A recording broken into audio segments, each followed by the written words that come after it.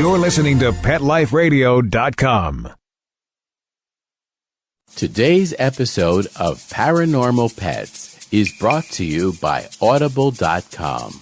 Get a free audiobook download at audiblepodcast.com/paranormal pets. Over 75,000 titles to choose from for your iPod or MP3 player. It's 11 o'clock at night. It's dark. You're sitting in front of the mirror getting ready for bed. There's nobody else in the house. You see something move in the corner of your eye. You glance to your right, but you don't see anything. Another minute goes by, and you think you see movement again. So you slowly turn to your left, but again, the room is empty. You turn back around, and staring you face to face in the mirror is a cat. You jump back because you don't have a cat, and there's no cat in the room. But there he is, staring at you in the mirror.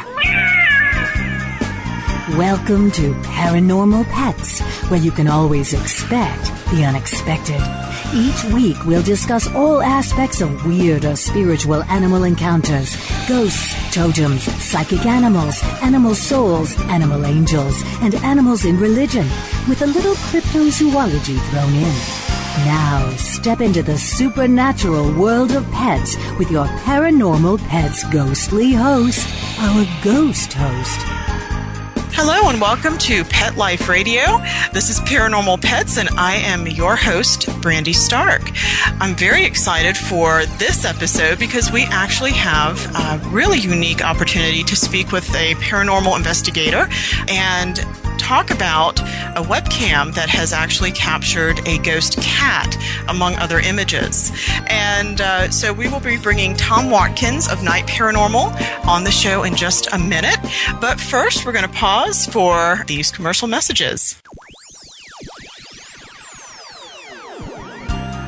Now, time for something really scary. A word from our sponsors. Paranormal Pets will reappear before you can say Bigfoot. Don't run away. Hey boy, how you doing?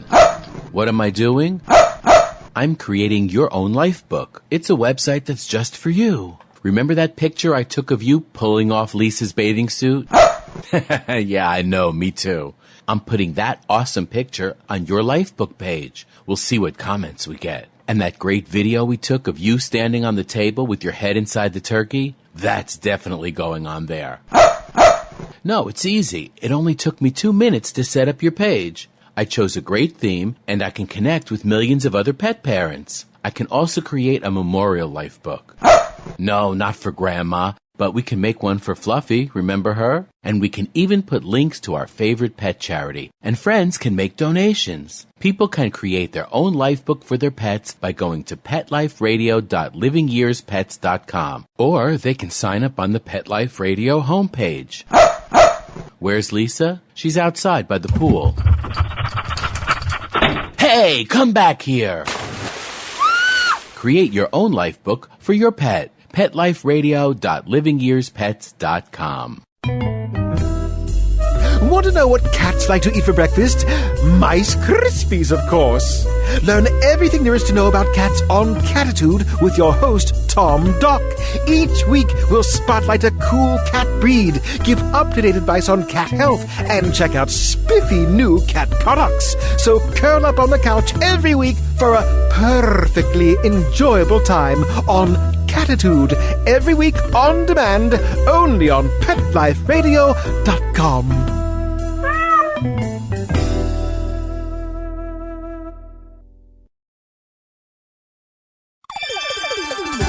Let's Talk Pets on PetLifeRadio.com.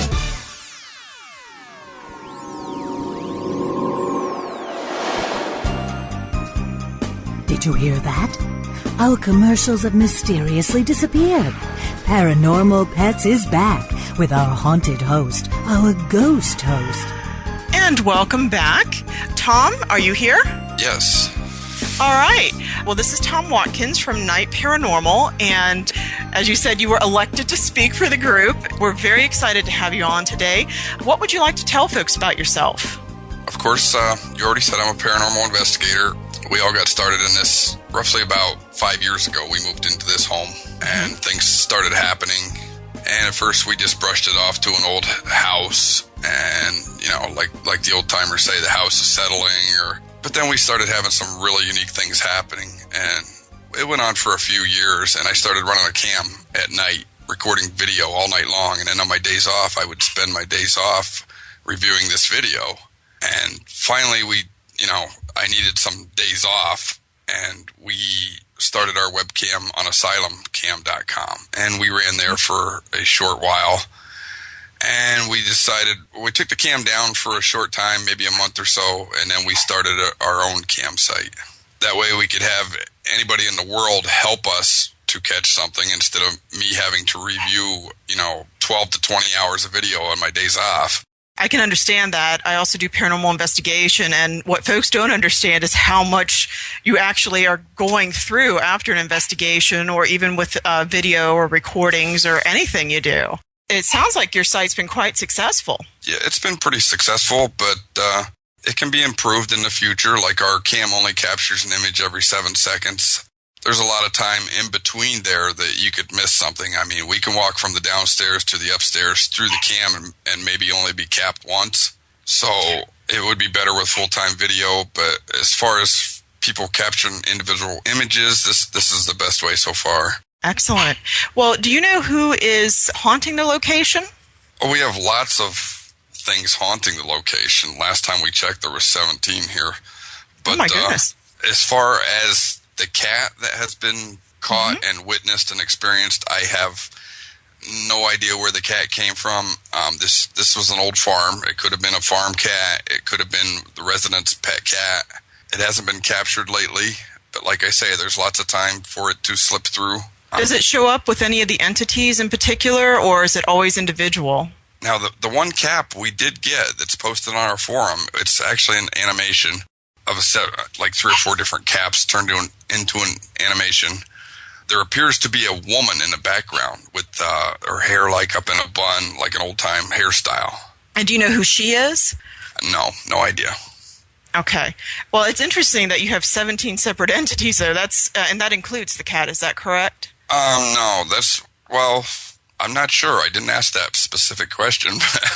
Okay, but 17, I mean, that's still a really incredible number to have in a single location. Is there anything that happened to bring them all there? Was there a singular disaster, or is this just something that the house has accumulated all these folks over time? Well, we had 4 to 5 resident spirits, and then in January 2009, we introduced haunted dolls to the location.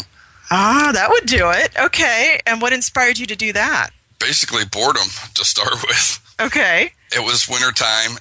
Our cases drop off in the wintertime, and we started seeing these haunted dolls on sites such as eBay, and we got dolls, and we were going to study them for a while and tell people not to waste their money and not to buy haunted dolls on eBay. But shortly after the first 2 arrived, we decided we probably wouldn't be able to tell people that, and we started picking up female voices, which we had never captured in the house before the dolls arrived. And you have spirits that follow me home from cases. You have spirits that seek me out for help. It gets crazy sometimes. I understand. Did the cat appear before the dolls or after? The cat was, at the time the cat appeared, I think we had the first 2 dolls. So it's a possibility then that the cat might have come with them? It might have, but all the dolls that we have purchased so far have like tragic stories behind them. Accidents, how they became spirits supposedly. So I don't know if it's not like someone passed away in their house with their cat and the cat came with them, but it's entirely possible. Okay. Actually, that makes it kind of interesting. So you've actually got kind of a series of different events that could happen. As an active paranormal investigator, as you say, entities can follow depending. My team actually does not specialize in hostile haunts, and we usually at the end we request that everybody just stay where they're at, when we go. But I have had investigators, particularly from other teams, who've said, depending on the circumstances, they can follow you, and it would be interesting if the cat was one of those. And then, as you say, you've got the dolls. and entities, a lot of people really believe that they're attached to a house, and that's certainly not always the case. I mean, as you know, you can get them with property. You can get them attached to items that are transportable, and sometimes they even attach to people. So you've got that aspect, and then, of course, there's always the aspect that the cat could have been with the house to begin with, although the timeline sounds a little bit different, so sounds like it came a little bit after. Well, that's got to be pretty unique. How often does the cat show up? We haven't seen the cat for quite a while, but like I said, the camera's been mainly focused on these dolls for, quite a while now. I don't know if the cat was attached to a spirit that was passing through, or that's a possibility. We're just not capturing it. But I actually experienced the cat spirit, not just on the captures. So it interacted with you? Yes. And how did it do that? Well, last March or so, my wife had to go to Oklahoma for a wedding, and I was here with our 3 children. I took vacation from work, and one evening I just got done putting them to bed and went over to my bedroom, and I laid down, and I just had this funny, strange feeling. And I laid down facing away from the door, and I just lay there for a while, not moving, not making any noise. Mm-hmm. Eyes were closed. I felt something creeping up the bed toward me, and okay. I resisted this urge to look. It was like little steps, and mm-hmm. whatever it was got close enough, like it would have been looking over, like toward my face. And I did not move. I resisted the urge to look quick, and pretty soon I felt a couple steps going away, and then I felt the weight shift when it jumped down off the bed. Wow. Okay. So it's a curious cat then. Exactly. But whether it's still here or not, I don't know. And it's anymore. Well, I don't sleep up there that much because of my back. I sleep mainly in my office, and usually everybody else is so tired when they get up there that they go to sleep and they're not. This could interact with us quite a bit, and we not even know it. Well, that is always a possibility. And cats are cats. I mean, I think living or dead, they always kind of have their own unique personality, and they like to do things in their own time, right? Yep. And they are curious, which I'm surprised that it, if it was still here, it hasn't checked out anything we got going on up there. Well, that's true. It sounds like it just kind of stays out of the way, which isn't unlike a cat either. Or actually, maybe that is unlike a cat. I'm not sure. I think it depends on the cat. Well, that's actually fairly interesting. And again, what was your reaction? You just kind of stayed as still as possible until the entire phenomena was over? Yeah, I never did move. I never did go look. I just chalked it up to experience. And, the whole time it's happening, I'm kind of analyzing it in my head, It's like, and it felt just like a real cat would do if they were, creeping up to you on the bed. And I really didn't know what it was until I felt it jump down, and it's almost like I could hear it land. Wow. Really interesting. Are you going to try anything else to see if you can capture the cat entity? I mean, EVPs, or are you going to stick with the camera? Well, we do EVPs from time to time, and we have live EVP sessions, and sometimes we run the camera with video live all night long. And we haven't, as far as I know, captured any animal noises. It seems it's a bit more of a challenge with animals because, I've had folks that have asked advice, how do you communicate with an animal spirit? And, the best I can really advise is to act as if it were a living creature. I mean, how would you communicate with a dog or cat in life? But it seems to be a little bit harder to get animals to, to produce EVPs or to want to. And of course, with cats, I mean, you'd have to imagine, again, cats do things in their own time, but it would be hard to track how a cat would produce an EVP unless it directly meowed. I mean, but it would still be a rather interesting experiment. I don't know if you'd ever consider even like a catnip mouse or a cat toy, just to leave it out and see if anything ever interacted with it. Catnip would be a little strange, though. I don't know how you would deal with a catnip-induced cat ghost, but that would still be that would be certainly crazy if it had the same effect as it does on a living one. It would be bouncing off the walls. Well, then it was still there, right? Yep. Now, out of curiosity, what advice do you have for folks who install webcams in their haunted locations?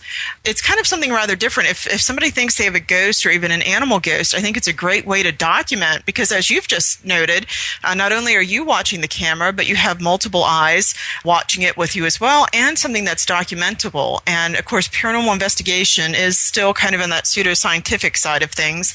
So the more documentation you can get, the better. So what advice do you have for people who are interested in perhaps doing a webcam? Well, first of all, it's a challenge just getting your media to the internet. You have to have a camera that's compatible with your computer, and you have to have software to get it to the website somewhere, or a website. Easiest way, of course, would be to run a webcam and record it to your computer to start with. And and then if you have pets of your own or children, you got to take that into consideration. Like, we normally place our webcam where the children are in it when they go upstairs and when they come down, or when they cross at the foot of the steps or something to that nature. But normally we try to keep the children out of, the public light. As they get older, we'll be able to branch out and move our camera around more. But there's a lot of technical glitches. Like, in fact, right now our camera is down. It's been down since almost 8 o'clock last night. And there's a website issue. We capture it here and we send it to a sister site. And for some reason, it's not accepting the image. But we do also host cams. I mean, if you need somebody to watch a cam, we can set you up with the software and we can actually monitor the cam for you. Well, that's a good service. We have capture programs that can capture any motion and then review the photos afterwards. But the basic thing is getting your hardware to get along, your camera and your computer, and the rest of it we can work around. But that's the first thing to worry about. And that's true. I know, for example, I actually have a small webcam in a laptop. And, of course, I didn't use it since I've had the laptop. The one time I needed it was actually for a class presentation. And when the thing recorded once, and then when I needed it to record, it refused to do so. So it definitely can be a hardware issue. And then you're quite correct, I had a very hard time getting a camera that was, one, good quality, that would show decent images, and two, would interact with the computer appropriately and would record appropriately. So it does get to be a bit of a challenge. And actually, I think if it's okay with you, what we might do is go ahead and pause for a moment and let our sponsors speak a little bit. But when we get back, I'd like to ask you how viewers can determine when an image is paranormal on their camera. So let's go ahead and pause for just a second. We'll let our sponsors have their say, and we will resume in just a moment. Now, time for something really scary. A word from our sponsors. Paranormal pets will reappear before you can say Bigfoot. Don't run away.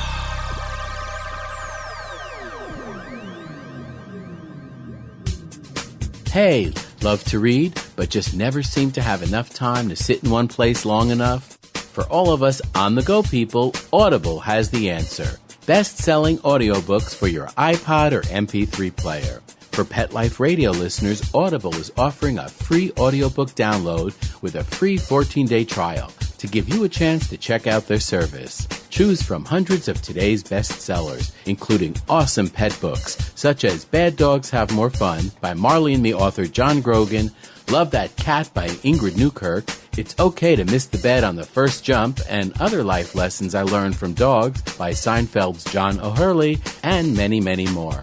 To download your free audiobook today, go to audiblepodcast.com/paranormalpets. Again, that's audiblepodcast.com/paranormalpets. It's time for school for you and your friends, your furry best friends. Train your dog the fun and easy way with Teacher's Pet Sessions. Teacher's Pet host Pia Silvani teaches you step-by-step how to train your dog the fun and easy way. You get 8 30-minute live audio training sessions, complete transcripts of each session, plus a basic training manual to get you and your dog off to a great start. Training begins the moment you bring your dog home. Teacher's Pet Sessions offers positive reinforcement training to shape your dog's behavior and encourages upbeat, enthusiastic responses to ensure that your dog will enjoy learning. Teacher's Pet Sessions dog training is fun at both ends of the leash. So listen, learn, and laugh with your dog with Teacher's Pet Sessions. Get your copy of Teacher's Pet Sessions Volume 1 today. To order, go to teacherspetsessions.com. Hi, this is Pia Silvani, your host. Bring your dog, tug toy, and treats, and get ready to have some fun. TeachersPetSessions.com. Will your dog have a bone to pick with you tomorrow? Is your cat planning a hissy fit? Follow the Dog Star to Pet Life Radio for Lucky Stars, our weekly pet horoscopes. Whether your retriever's a believer or your Pekingese disagrees, this is the place to find out what the stars hold for your favorite furry friend. So pull up a crystal ball every week with your host, international pet astrologer, and Earth, Fire, Water, and Air Dale, Lucky. Only on PetLifeRadio.com.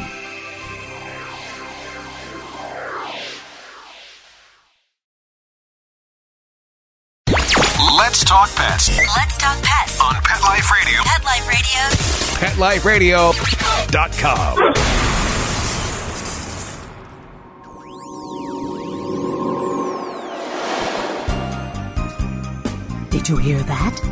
Our commercials have mysteriously disappeared. Paranormal Pets is back with our haunted host, our ghost host. And welcome back.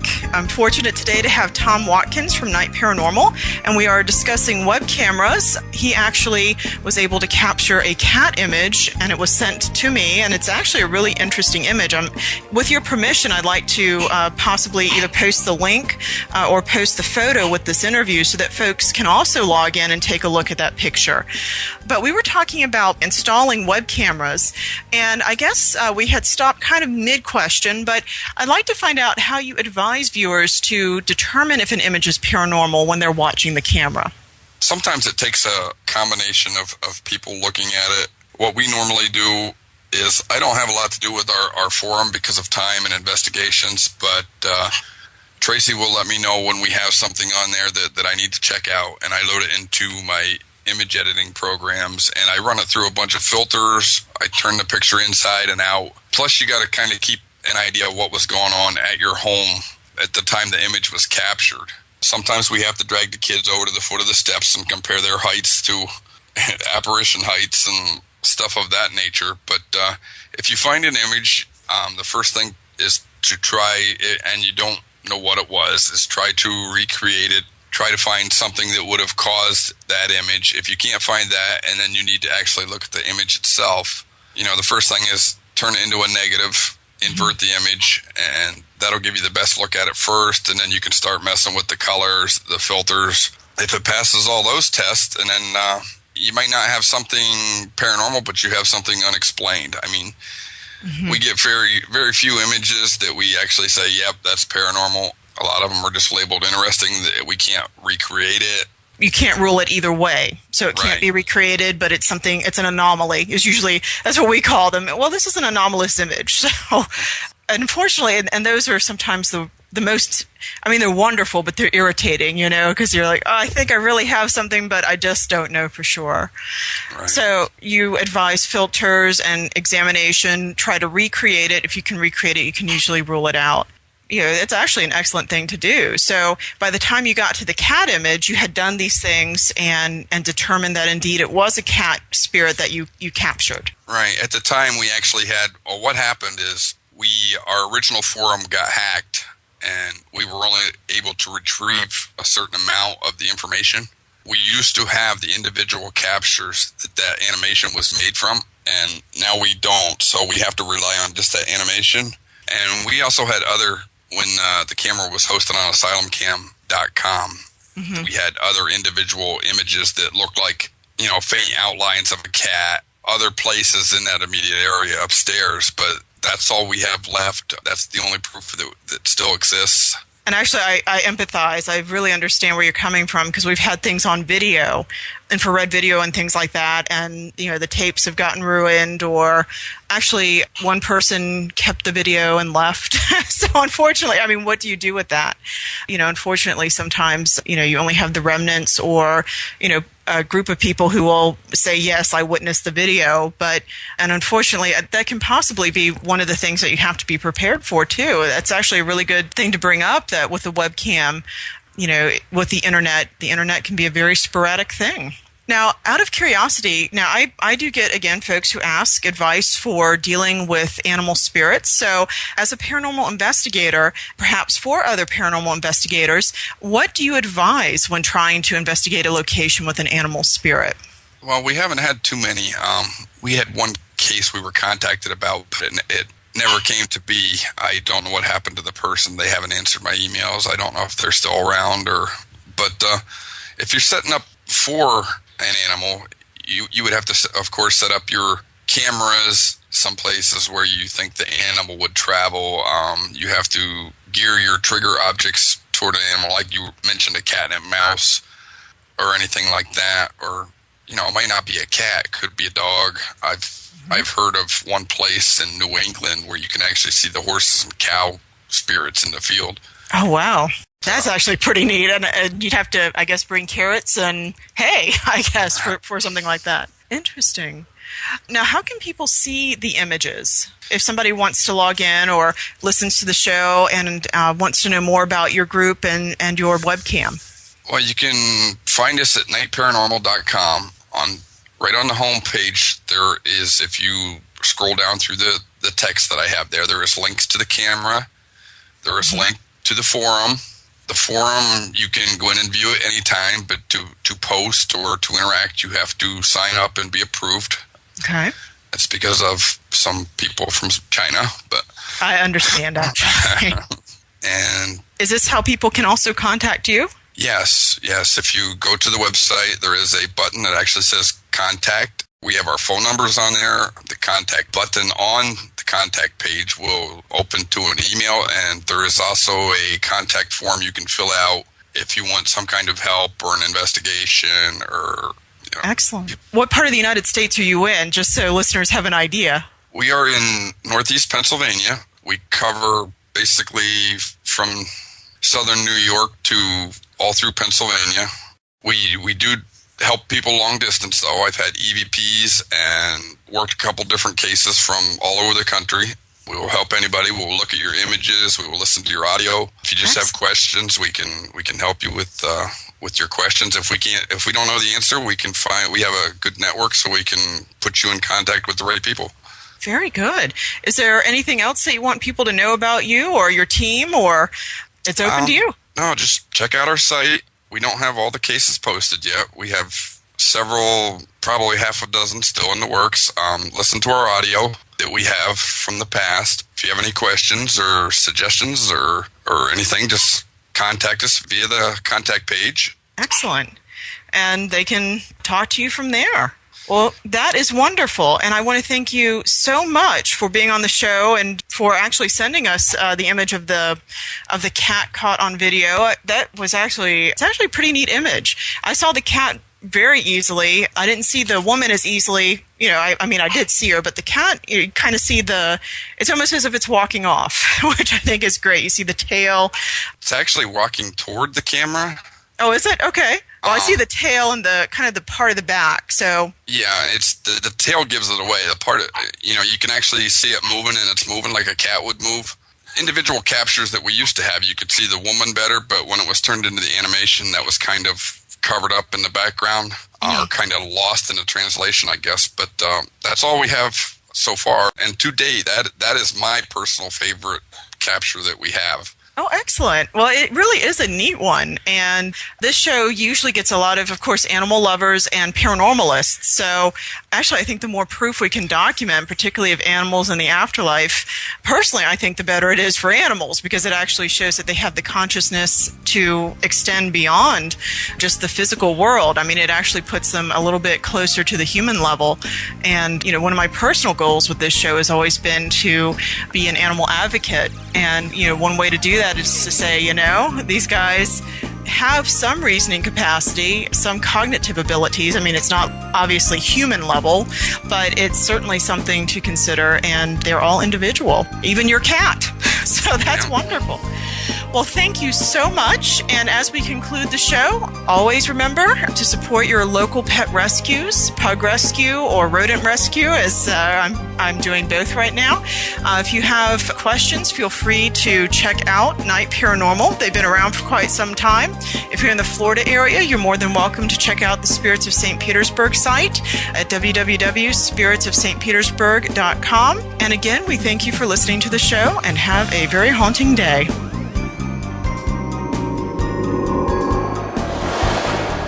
Pet Life Radio presents Paranormal Pets, where you can always expect the unexpected.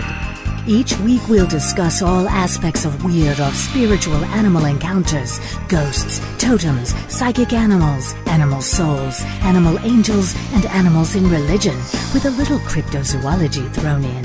Step into the supernatural world of pets every week on demand, only on PetLifeRadio.com.